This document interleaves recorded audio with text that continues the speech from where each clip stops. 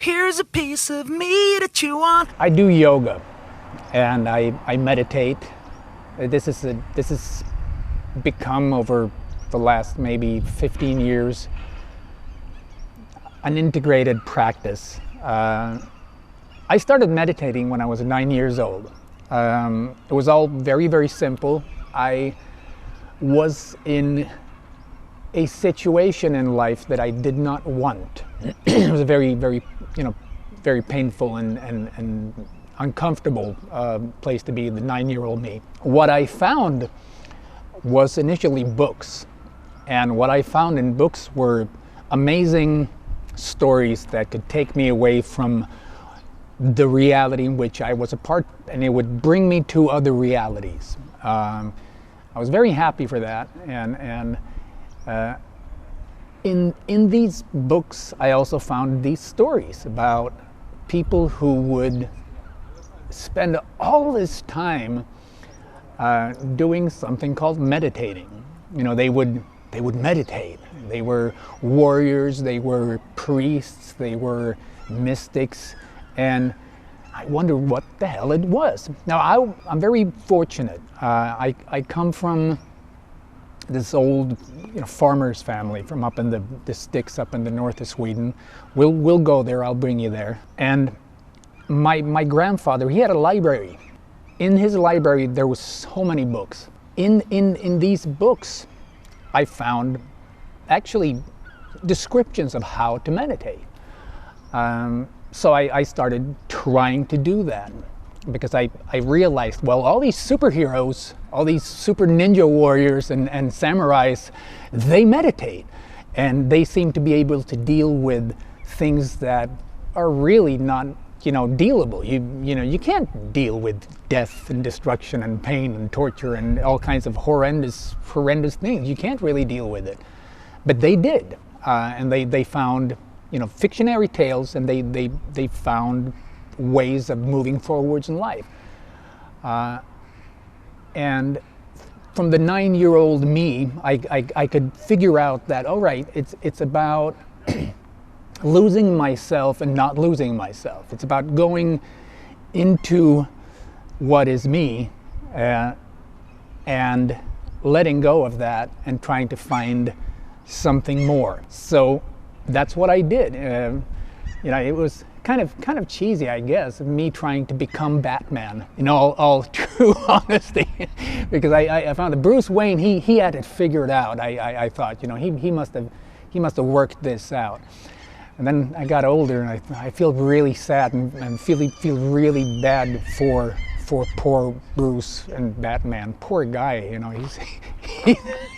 he's in a world of trouble.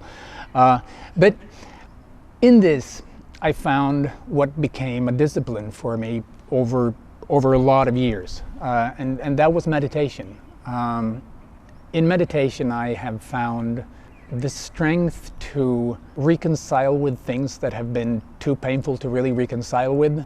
With meditation as a tool, I've found that I can understand what I couldn't understand all by myself in means of using logic or reason. So there's that aspect of why I started meditating. I started also very, very young with what has been my life's work, which is art, creating, just creating. So what is that? Initially I thought it was all about form, about creating a perfect form. I wanted to become a painter, a classic painter.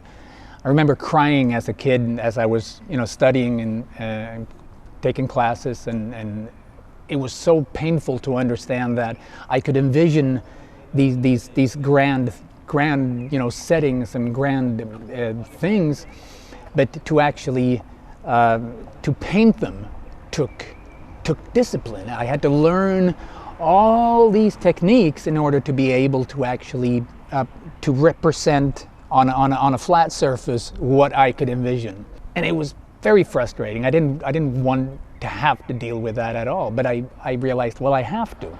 So I cried and I worked, and I kept working. After a while, I could actually see that, okay, if I do the work, I actually get better. I understand more of the techniques, and as I get better with the techniques, I get more skilled, I guess we would call it, and I could be, start actually, recreating some of the visions that I could, see in my inner reality. For me, I had already started meditating, and here I found an amazing kind of, cross section where creativity and meditation, it became very clear to me that these are disciplines.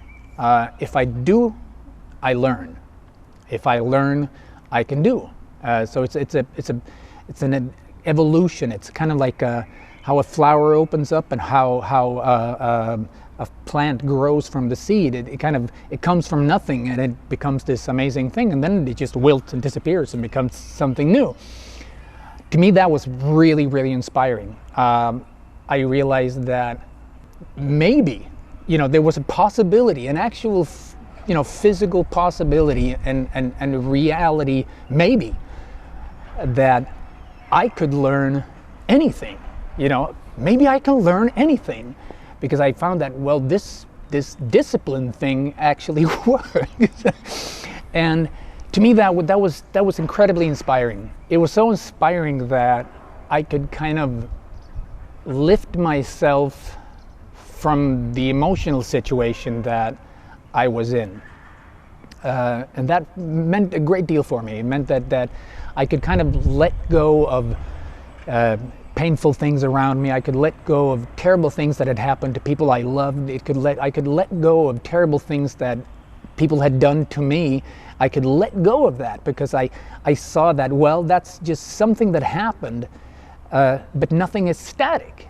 I realized that, well, I'm already not the same person as I was only 6 months ago or 1 year ago. I could see results. So for me, I became obsessed, I think, with creativity, discipline, and inspiration. And I think that's the whole point of everything. That's like the whole, for me personally, that's the whole meaning of everything that ever happens. Inspiration, because it's the inspiration is to me the quintessential opposite of nothing. It's inspiration.